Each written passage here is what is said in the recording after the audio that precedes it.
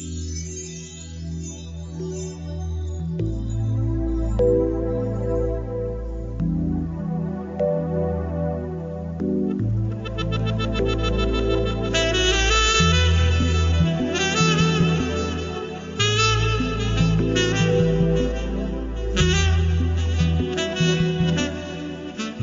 time for love. It's time for your love coach. Let's find out if you're ready for love. Here's your marvelous host, Nikki Lee. Hello, and welcome to Ready for Love Radio. This is your host and love coach, Nikki Lee. I have got a guest with me today. I love the name of her book, y'all. It says, "Hey guys, the redhead's back," and her name is Lori Loveman. Now let me just tell you a little bit about her before I introduce her. She says, "I'm the redhead, and this is my experience going through several years of a divorce process and trying to regain the self-assurance and confidence I used to have before my marriage. It was critical to my future that I accomplish this, and after a brief introduction, my memoir begins at the time my former husband and I determined our best future was not as a couple. Our friend's daughter dies in a house fire, and this sets me off on a quest to find out how fire departments operate. My research takes me from a role as a visitor at the Shaker Heights, Ohio Fire Department to a member of the firehouse family. Over the course of the years 1981 through 1983, I am forced, through no-nonsense treatment, to once again become a strong, self-sufficient woman. I got help from another very special being, my horse Amigo, who is my sounding board and my confidant. The chapter is divided by years and my firehouse experiences.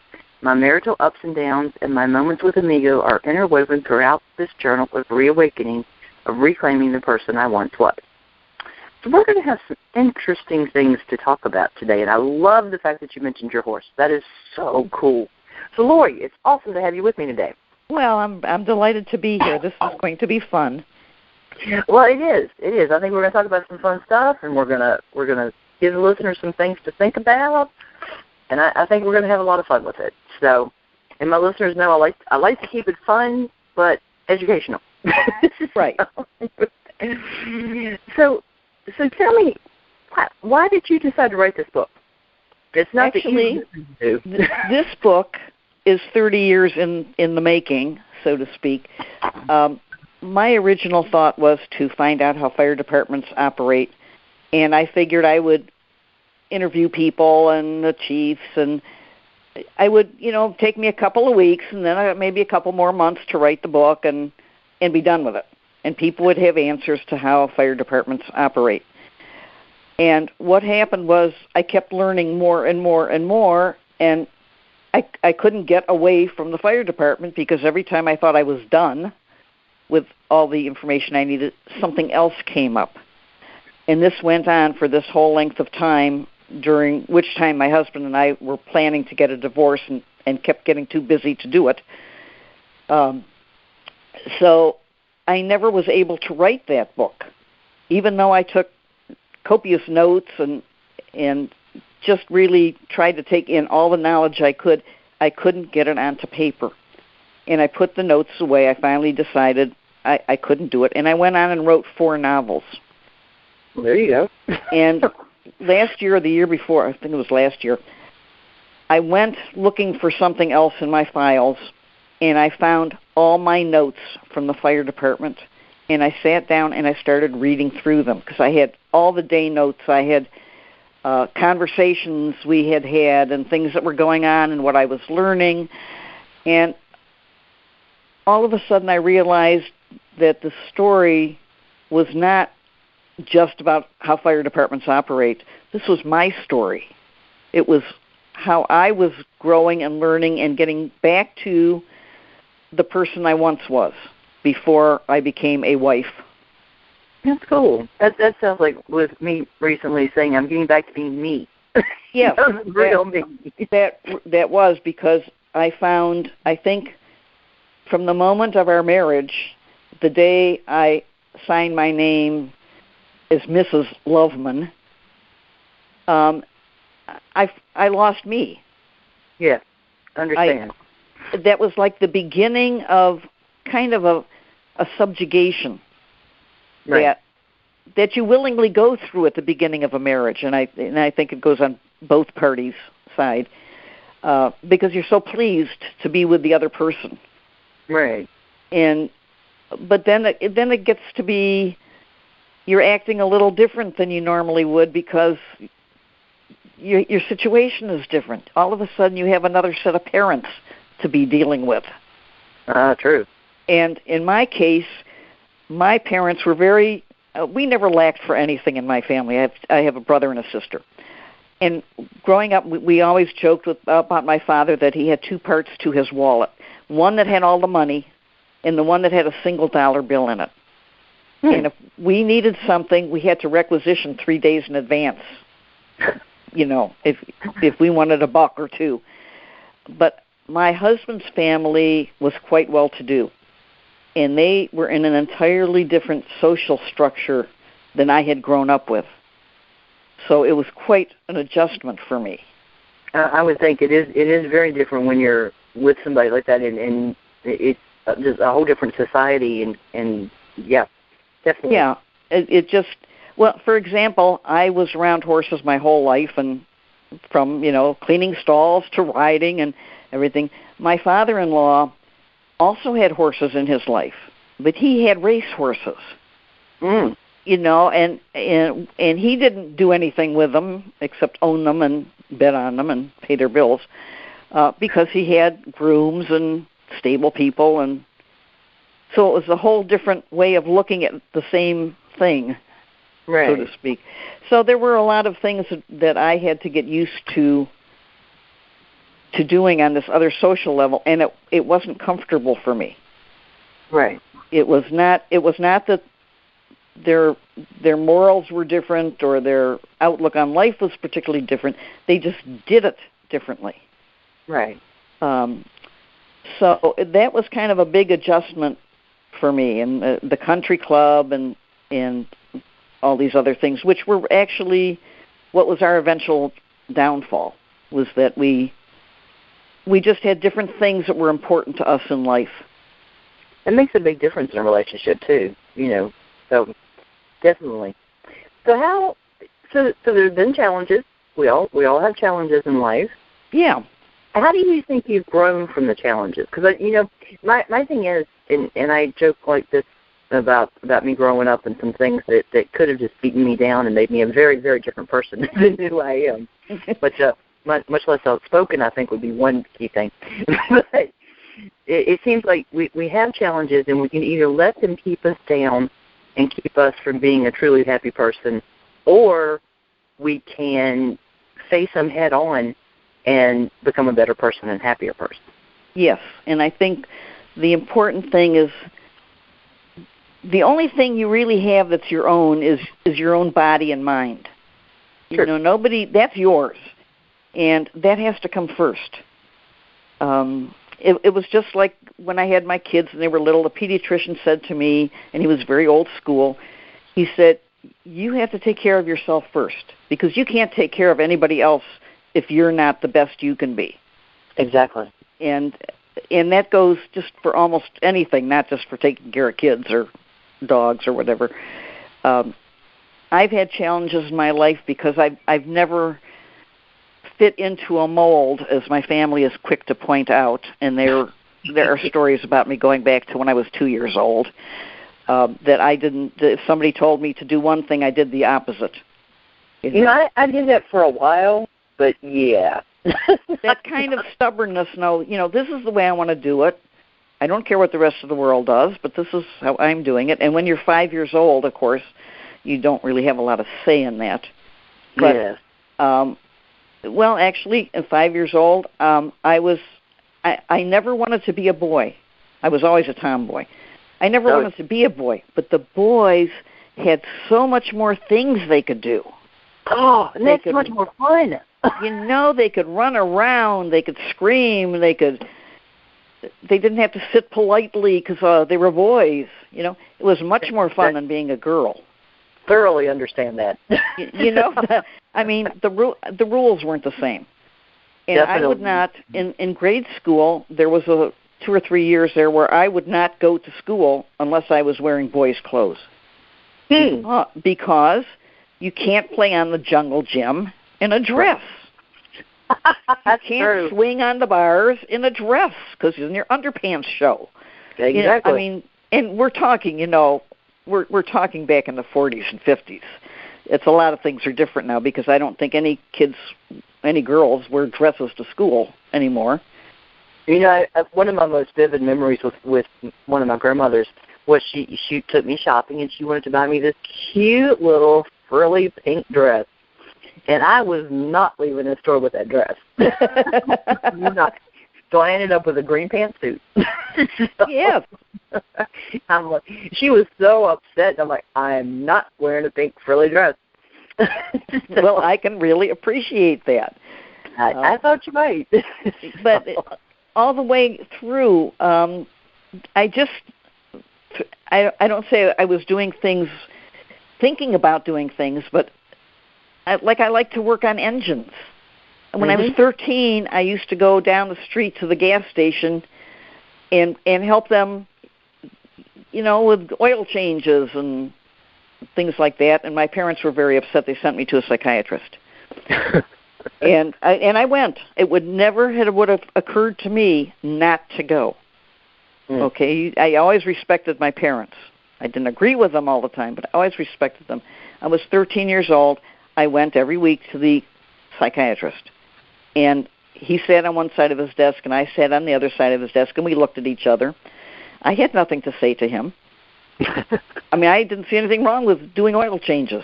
Exactly. And finally, after a number of weeks, he told my parents, this is not, going to go anywhere. So they gave up on me. And I was allowed to go do my thing, and they were very good about it. They just couldn't understand it. You'll get a kick out of this. I was just talking the other day, and my dad was within earshot. I shouldn't have said this when he was close by, but I was talking to somebody, and after being in the hospital and all this and going through all this with my heart, I've been joking that I'm getting back to me, and I said never in my life have I wanted to get back to normal, whatever normal is, but I'm kind of looking forward to it right now. And he pipes up in the other room and goes, "You could use more normal in your life." I'm like, now wait a minute. So, as in, we'll discuss this later. But that's true. Everybody has their own normal too. Exactly. He was not thinking my normal. Trust me. He was thinking his normal, and it's very different from what I consider to be my normal life. So well, that's okay. That's all right. People tend to think we have to fit into certain roles. It's a lot more open now. In one example, I always wanted to be a veterinarian from the time I was 10 or 11 years old. I wanted to be a veterinarian. Girls weren't veterinarians. Nowadays, there are more female veterinarians than there are male. Yeah. Huh. It's just times have changed and things have become more open, which is great. I think it's wonderful. Very definitely. That people don't have to fit into roles as society used to have to, or as we used to have to as kids. Definitely. I think it's a shame, too, because I think a lot of the people growing up now, and the millennials, as some people call them, they don't realize how much things have changed, even in the last 20 or 30 years. Because, I remember when I was in high school, I wanted to do drafting work. I wanted to draw, and I ended up working for a surveyor for about 7 years. But, in my entire class, there were like two of us that were girls. The rest were all guys. Mm-hmm. And people were like, "You can't do that." I'm like, "Yeah, I can." Sure I can. And my best friend took an auto body course for 2 years to become certified to do auto body work. And people were like, "You can't do that." I was like, "You obviously don't know her." Well, that's it. We can all do a lot of things we don't think we can do. Exactly. And that's one of the things I learned in the fire department is learning to kind of step out of the box a little bit and try things that are beyond your normal comfort level.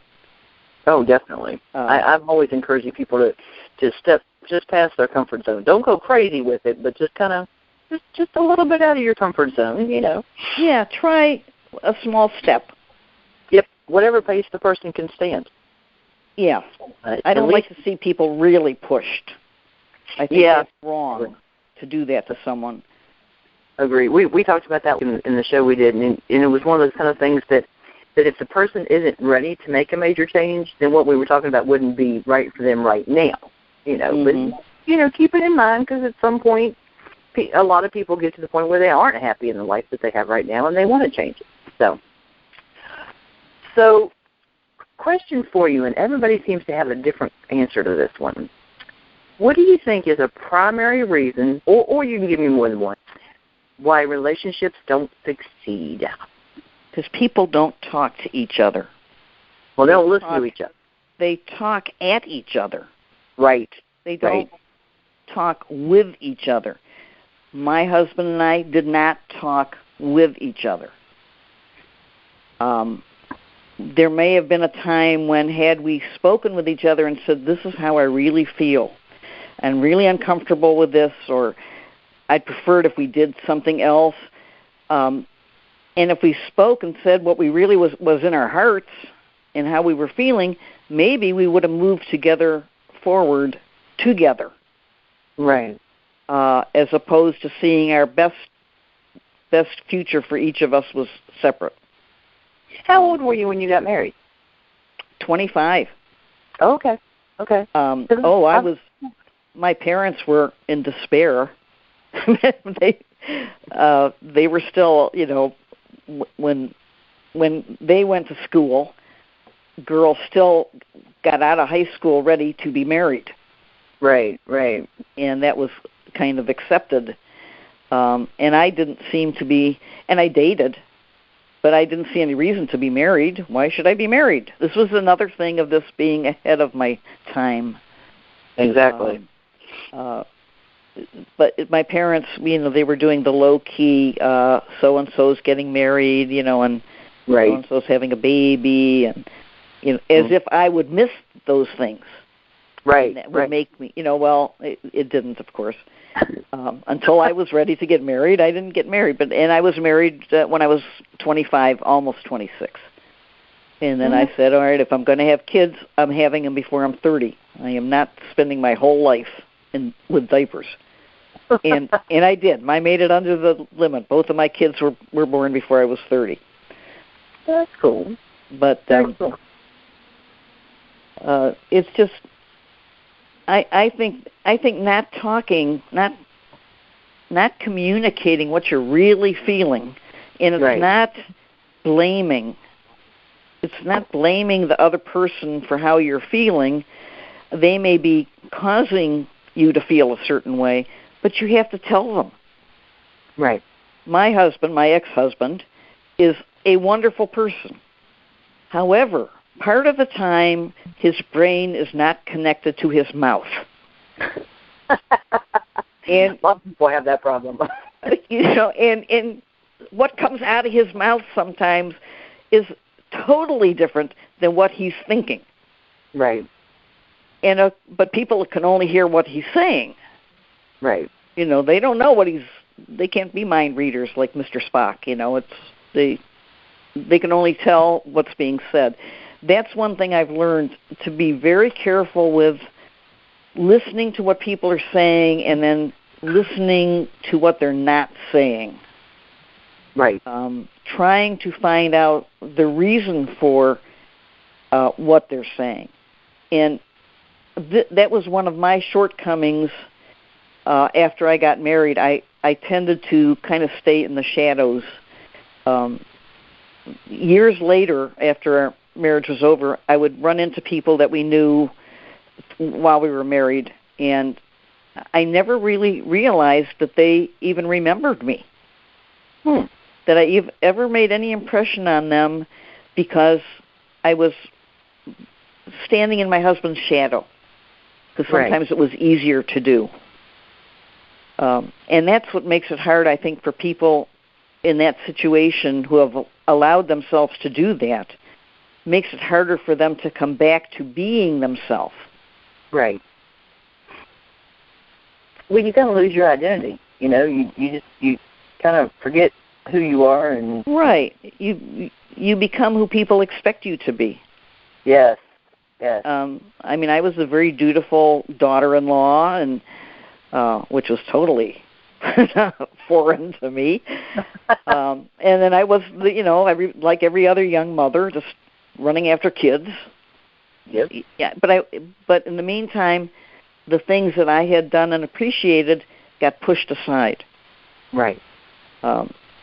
The only stability I actually did have in our marriage, and my husband was a wonderful father, and he was a good person. I'm very fortunate, and we're still friends. I'm very fortunate that we just realized we were better as being friends than being husband and wife. Right.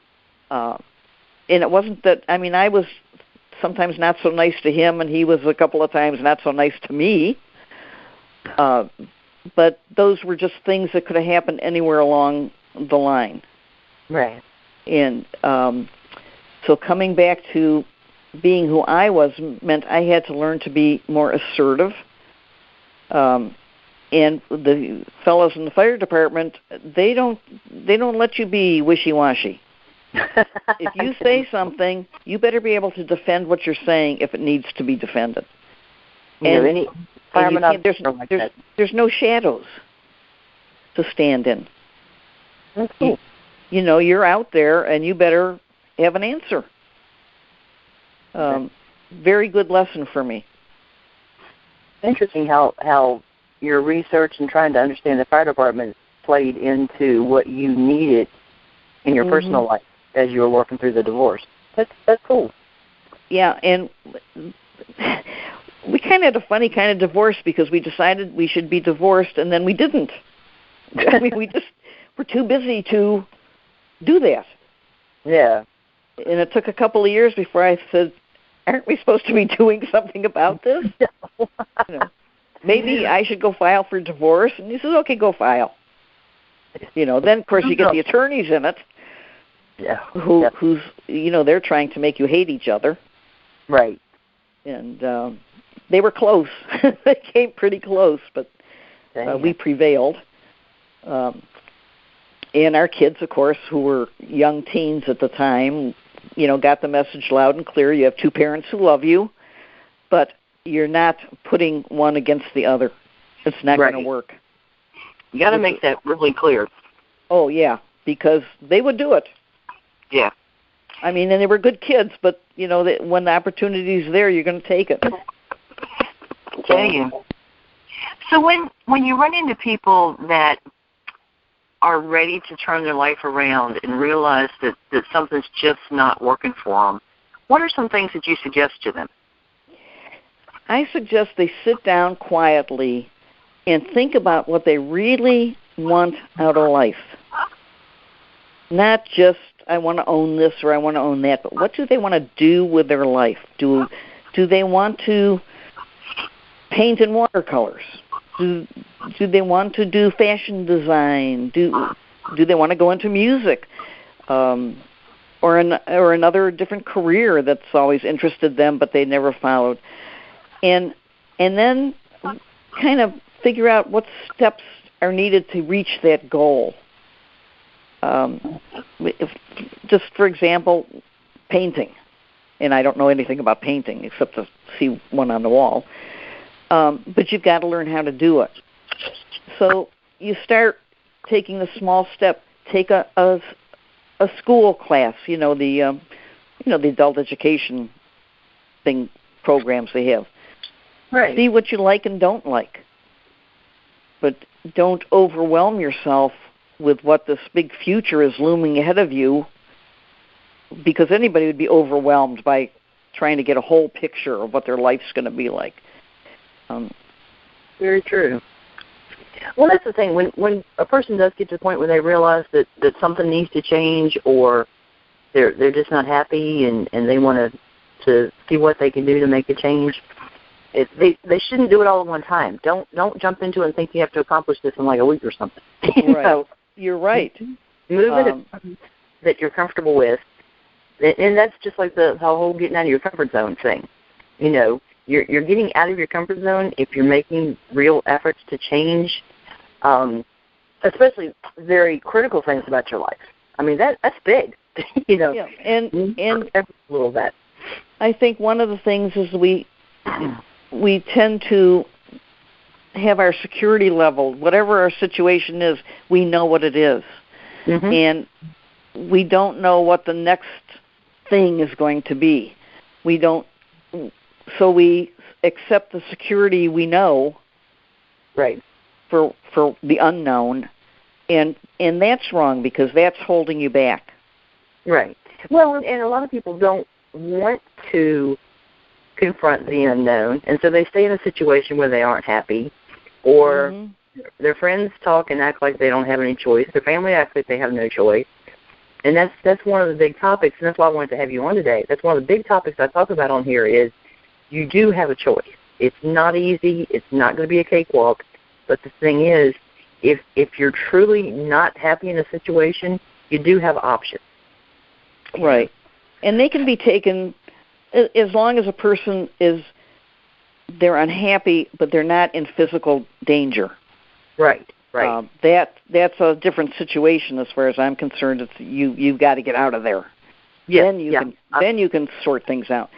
But I've talked about that several times in the resources for people and where they can go and get help. And yeah, definitely different situations. Totally agree. But when you're unhappy, first you have to realize, I think, that you are unhappy and why you are unhappy. And maybe the only thing that's stopping you from being happy is your fear of taking that first step of whatever it is, of taking singing lessons or just saying, hey, you know, I'm going to start every day and I'm going to go out for a walk by myself and you can handle breakfast. That's it. Sometimes it can just be little things that make a huge difference. It doesn't mean you have to flip your whole world upside down. Sometimes, and even if you just start doing something for you, you know, it's like you were talking about, you know, getting kind of wrapped up in being the wife and the mother and the daughter-in-law and letting the things that were important to you slide. And the thing is, we need, even in a relationship where you're blending your lives together and creating a family and all this, you still, I think, and I mean some people may disagree with me on this one, will disagree, but it seems to me that in order to be happy, we still have to maintain some of our individuality and ourself. Right, and we tend to lose that. It's very easy to lose it because it's so much simpler to just stand back and let the world go around you instead of participating in it. Don't you think with, especially, do I dare say, older generations? Yes, you can say it. They expect us to do that, you know. But I don't know. I just well, that's like I'm the number of people around my grandmother's age. Well, okay, not quite that old, but you know that they introduce themselves as Mrs.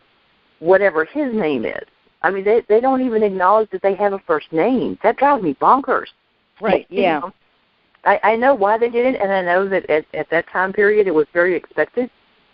But I mean, I'll actually get in there and say, well, what's your first name? You know, give me your name. Mm-hmm. You know, look at me kind of funny. I'm like, no, come on. you know. But I just, like I said, that's the way I think, and I mean, this could just be me, but that seems like a way of belittling themselves by not even acknowledging they have a given name, and they do. You know. But then it becomes a habit. Right. And that's the start of losing yourself. Yes. I believe. I knew you'd understand. Yeah. And I think that's one of the first things that you have to reclaim. Yes. And that's a very small step you can claim. Sign a bill or pay a bill and use your name. Right. You know, introduce yourself as your name. In your telephone listing, list both your names. There's no problem with that, you know, and you both have friends and acquaintances. But, just little things. Like I said, little things can make a world of difference. But, so, okay, now here's one, and as a single person I can agree with this. What are some things that you think make single people give up on dating? Okay, I will tell you a funny story. Okay. After I was divorced, and it was a couple of years, and I had kids to take care of, and a house and barn full of horses, and house and everything, and of course I was fortunate enough. I had spousal support, and of course child support, and so it wasn't that I had to rush out to work right away. I mentally wanted to go out to work right away, but I just couldn't. I had to get all this stuff squared away. Right. And finally my mother says, she calls me one afternoon, and she says, "Listen, I accepted a date for you." Uh-oh. I said, "What?" She says, "He's going to call you." I said, "All right, he can call me. I can tell him." So anyhow, this fella calls me. Charming. And he says, "Shall we meet for lunch or something?" And I said, "Fine." I said, "Why not?" And as we're ending the call, he says, "By the way," he says, "I just want you to know that we're going to go to some place where people don't smoke." I smoked. At the time. It's been 20-some years since I had a cigarette, but at the time I smoked. And he was so nasty when he said it, I didn't know how to react. I didn't want to say that I smoked. So we went out to the restaurant, and people were not smoking around me, and I didn't smoke, and I thought, this is okay. Hey, it's not too bad.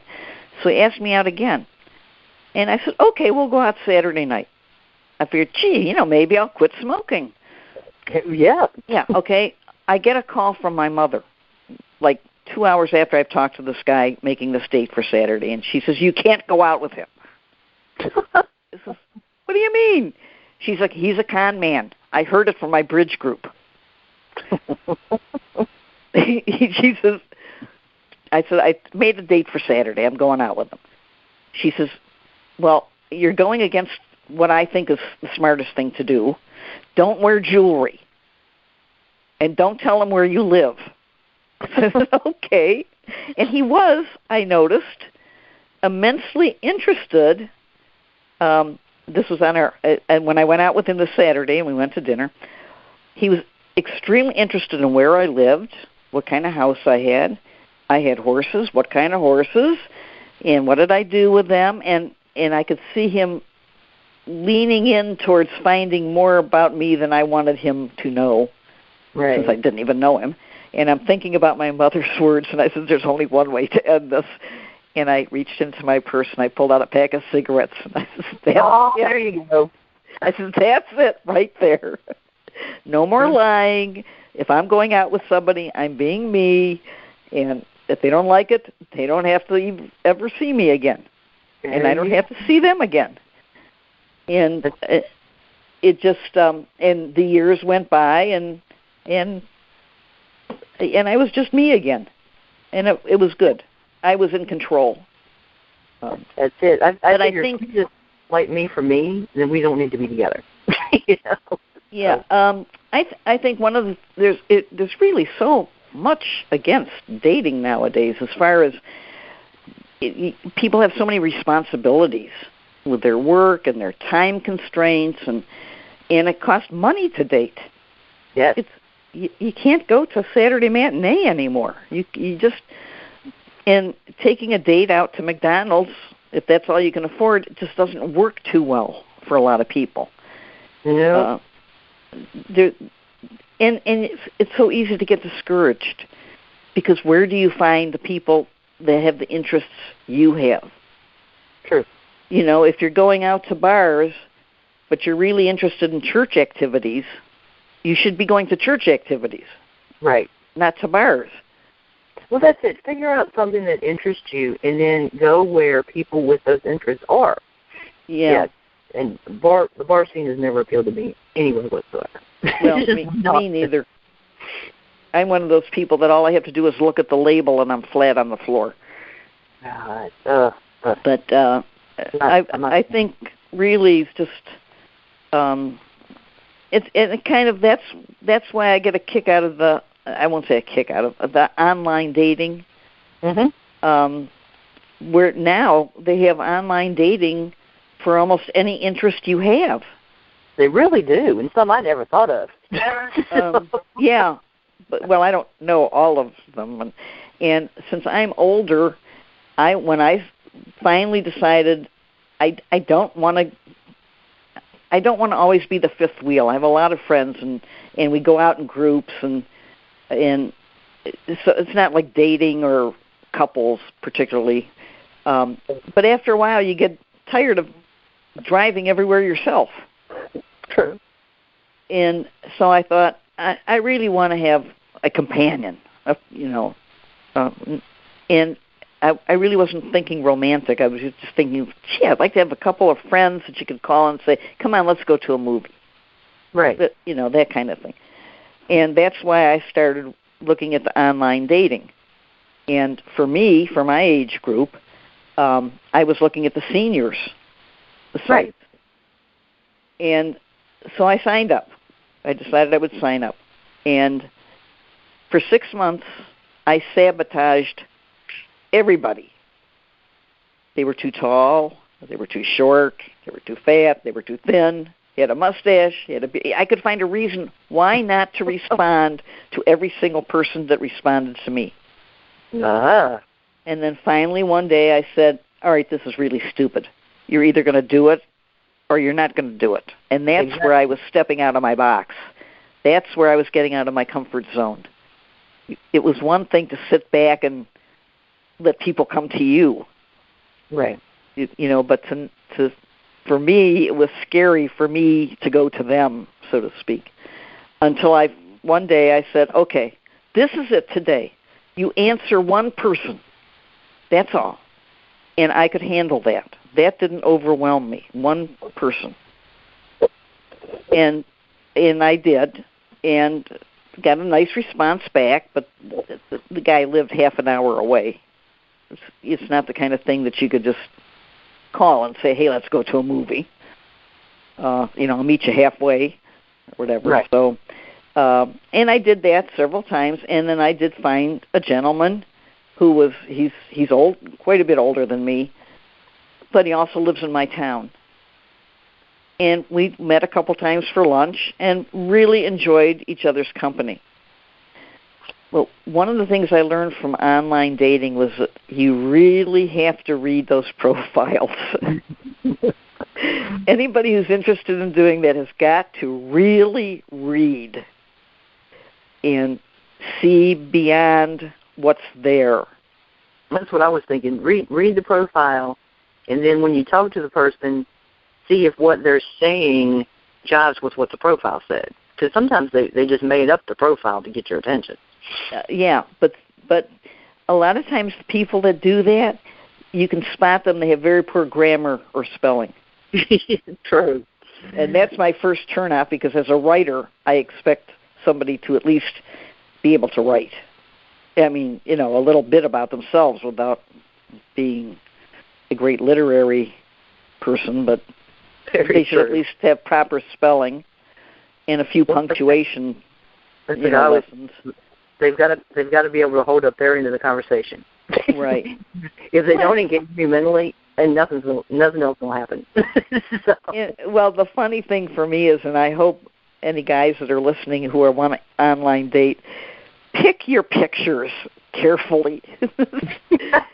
Now, I have no way of knowing what women are putting on their, because we only see the men side when you're dating. You're not getting profiles of women. You're getting profiles of men. And the pictures some of them put on there are just atrocious. Oh, the ones that crack me up is when you can tell that they cut the other person out. It's like, oh, come on. Oh, really? Oh, yeah. Thought about that. Or you'll see a hand on the shoulder, but only them in the picture.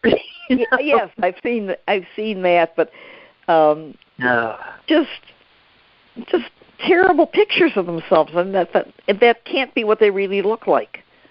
Or they take a picture with their phone, and there's a mirror, or there's like a whole bunch of junk behind them, and they didn't realize it. Oh, I haven't seen that one. Oh, yeah, I've seen things. Or they take the picture in the bathroom so they can use the mirror. It's like, oh, come on. Well, I just think you have to look at the pictures really and try and figure out who's really in that picture. Yeah, I tell you what. Something else.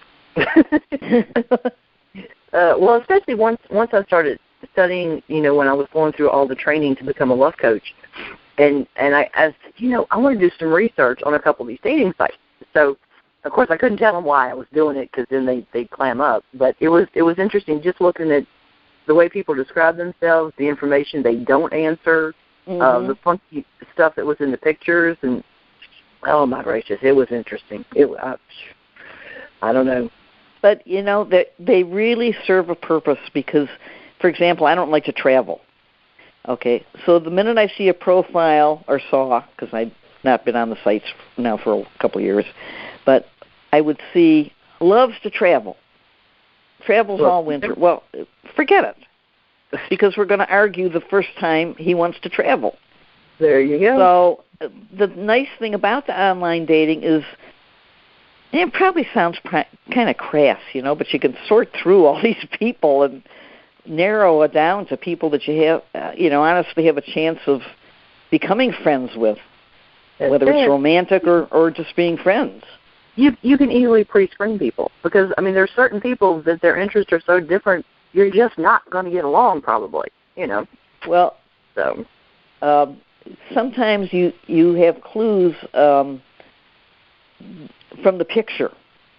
True. For example, a picture I do, just kind of recalling it in my mind. Very nice gentleman. He is wearing a gigantic cross on his sweater, out. Gigantic. Mm-hmm. Not just a lovely, saying that he's a Christian and he's proud of it, which is fine. I have I don't have any problem with that. But this was massive. Yeah. And I'm thinking, something's not right. Something's just not right in this picture. And so he was somebody I would pass by because obviously that is so important to him that it would get in the way of what I want out of a relationship. Well, that or he's just trying way too hard. Yeah, it could be. Fitting for something. But anyway, it's been a good experience, and I did find a lovely person who I've been with for a couple of years, and he went online because his daughter said, "Go on, sign up for it." Right. What have you got to lose? Same thing. And they were sending him profiles of women who were 100 miles away. We're in Ohio, Pennsylvania, Indiana, Canada. He even had one, and finally he saw one from Chagrin Falls, which is the town we live in, and he was amazed. I probably could have been the biggest creep in the world, but because I was in Chagrin Falls, I stood a chance. There you go. See? And then when I finally read his profile, it was like reading my own. Oh, that's cool.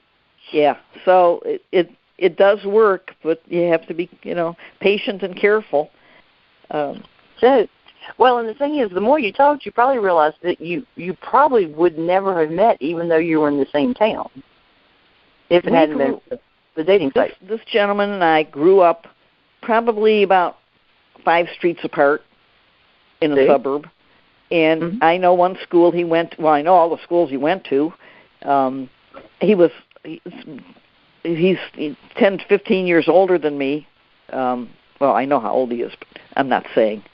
He listens to this. But we probably met each other. Not met, but bumped into each other, or walked past each other, or whatever. Mm-hmm. So, earlier in our lives, and never thinking we'd ever meet. but it was just the way both of us were brought up. We kept it with us all our life. So all those values. Right. And it showed up years later. So I met somebody online one time that actually lived a half a block down the street from me. I'm like, oh, that's weird. But it didn't sound like it was a real creep. And I had said something offhand about a bumper sticker that I had in my back window. So I made sure after that every time I parked my car, I backed my car in. just in case. You know. Oh, so I think it's very important for people to believe in themselves. Yes. And a lot of people have issues and problems with that. What makes you, and this is something, listeners, you should all ask yourself this question, what makes you believe in yourself?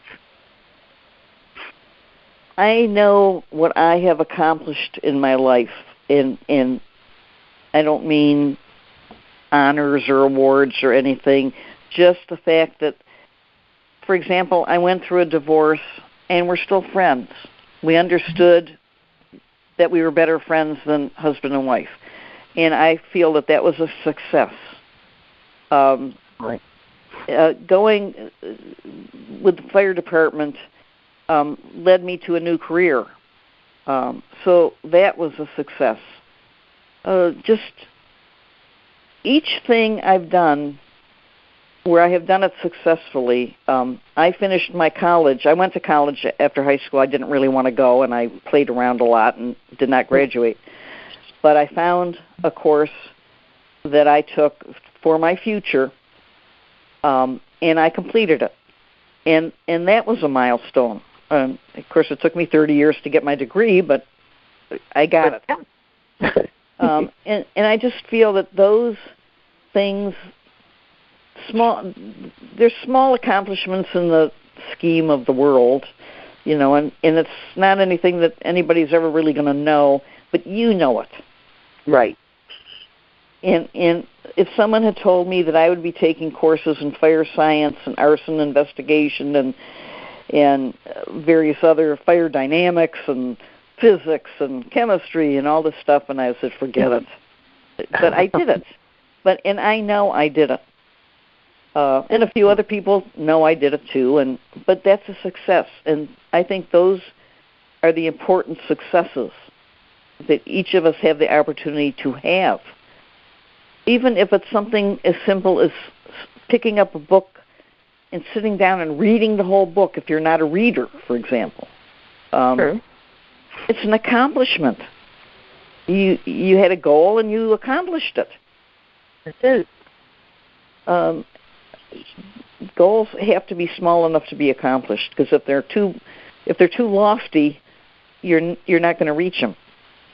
Well, and you can have a big goal that you want to reach, but do it in steps. Right. Do it in stages so that you can accomplish part of it. You know, if you want a degree, start with one class. You know, you don't have to sign up for like an entire schedule right out the door. But you know, and even if say it's something as simple as a person saying, I'm going to take this evening and I'm going to spend it with my friends, and you know, my husband's going to take care of the kids. You know, do something for yourself and then see it through. See it through. And even if, say, it doesn't work the first week you try to do it, go ahead and come back the next week and say, you know, I'm going to do this. What day works for you? You know, so don't be, you know, a bitch about it.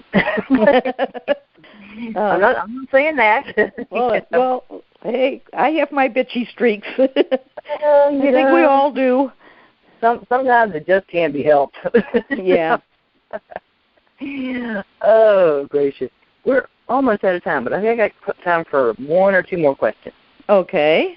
Why do you think that some people, or many people, have such a hard time developing self-esteem? So self-esteem, and I'm not talking a cocky, I'm all that kind of self-esteem. I'm talking a healthy self-esteem that helps give us confidence to move forward and do things in our life. I think the problem that they run into is that they're not afraid, they're not willing to get out of that comfort zone. And sometimes getting out of that comfort zone a little can give you a huge boost. Yeah. And when you've accomplished one thing and you can say, hey, I can do this. Exactly. If I can do this, hey, then I can do that. And build on each thing. And I think that's what counts, is that you know that you can do something that's important to you. And it doesn't have to be a big, monstrous, huge event or anything. It's just day to day, hey, I can do this. Exactly. Exactly. Well, and I was thinking, too, if a person wants to do some kind of educational thing, there's a lot of stuff like local rec departments will have a couple-week kind of program. Start with something small. Just something small that's a small commitment, and find something. I mean, they've got such a variety of classes. There's always something interesting that you don't know something about. Just try something small, something simple. Get your feet wet. Don't dive in head first. I tend to do that, unfortunately, but most people don't do it that way. Just do something positive for yourself. It's a little bit outside your comfort zone, and just start easing out of the box a little bit. I like to joke that at 6'1", I'm too tall to fit in the box, which works out just fine for me. but fit the box. It actually doesn't have to be out of your comfort zone. As I'm looking out my window now in my mess of a yard, I have friends that are gardeners that their yards are magnificent. Got a neighbor like mine aren't. I have friends that have decorated their homes. I have two friends in particular, and I say that if they took a brick and put it on their mantelpiece, House Beautiful would love it. If I took a brick and put it on a mantelpiece, someone would say, "Why is that brick there?" You have talents, and sometimes you have to find them. And I'm just thinking now, as I'm looking out at the shreds of my garden, how exciting it is that I planted something and it turned out to be spectacular flowers. Awesome. And I didn't have to leave my yard, but I could do this. I can create or have a hand in helping to have this beauty. Exactly. It's just, you have opportunities everywhere to just do something that really boosts you. Yep. And you just have to open your eyes and be willing to consider the possibilities, because there are possibilities all over, but we have to be open to it. Yeah. And you don't even have to tell anybody else at all. It's just in yourself. Hey, I did this. Well, and the thing is, you get to the point where it doesn't matter if anybody else knows. You know, and that's the most important person that needs to know. Right. It's fun to have the validation, but that shouldn't be the big thing. Knowing it's yourself and knowing that you accomplished it should be bigger. Mm-hmm.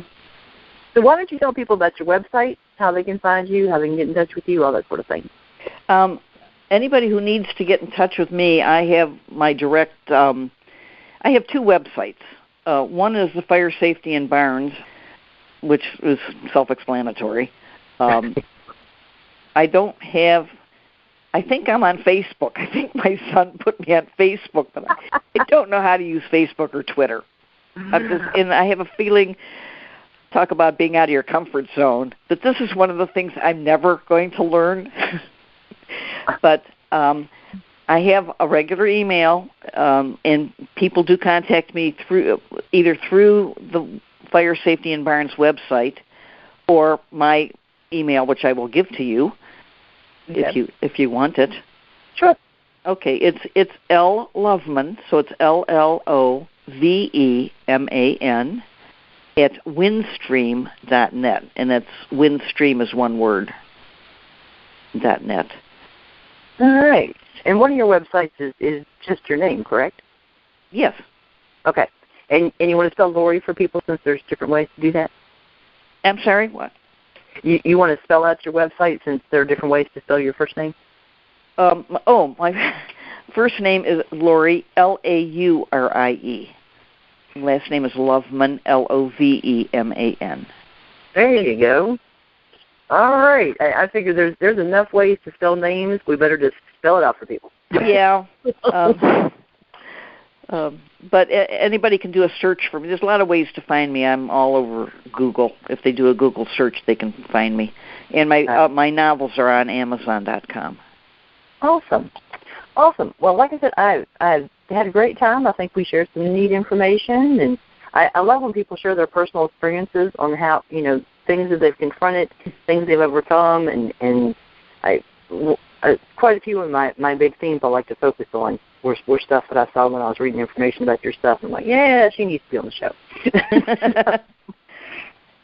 So I hope I can help anybody. That would be, that's the whole purpose. That's it. All of us helping each other. That's why I started the radio show. When I finished the coaching training, I'm like, I gotta do this. I said, if I can help any people. I think it's wonderful. So that's why I'm doing it. Well, it is, because you're giving people an opportunity to find answers for themselves if they're afraid to ask the questions. Exactly. They don't have to actually make the effort initially to talk to me to get information. So right. And I think that's so important. Well, and on my website, which is www.lovecoachjourney.com, because it is a journey to be a love coach. And to be a human, it's a journey. But I do have an archive of all my radio shows on there. So lots of very diverse topics on there. It's available anytime. If you go to the website, click on, there's like several little lines at the top. Click on that, and it'll come up and show you the pages. And there is a Ready for Love Radio archive page. Lots of information. Oh, goodness. I think I'm going to have to start going through them. You should. There's some cool stuff in there. Yeah. All right. Well, it's been great. And listeners, I will see you next week on Ready for Love Radio.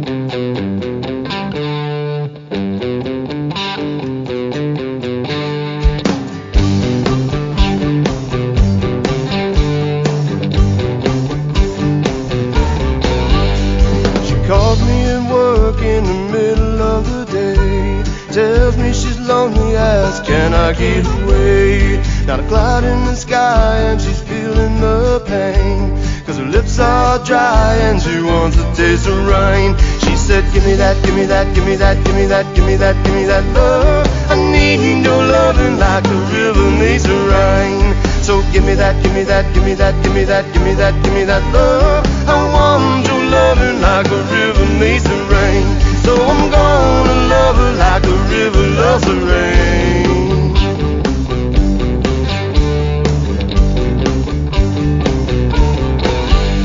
Sometimes a day's as long as it's hot, when you got something that you can't go without. Said she's feeling like an addict jonesing for another hit, so I give a little bit just to wet her lips. When she says, give me that, give me that, give me that, give me that, give me that, give me that love. I need your loving like a river needs the rain. So give me that, give me that, give me that, give me that, give me that, give me that love. I want your loving like a river needs the rain. So I'm gonna love her like a river loves the rain. I won't tell her goodbye when it's time to leave, 'cause the river might flood, if you know what I mean. Give me that.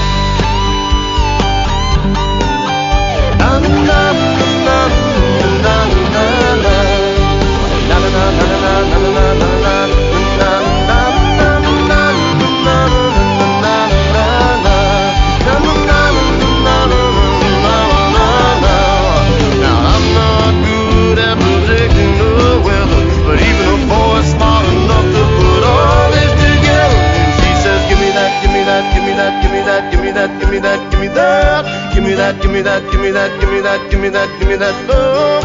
All day long I look for a reason to get out of work and get back in her arms. There's something about that little girl I can't let her go without. She says, what good is a riverbed if you can't keep it wet? So give me that, give me that, give me that, give me that, give me that, give me that love. I need your loving like a river needs the rain. So give me that, give me that, give me that, give me that, give me that, give me that love.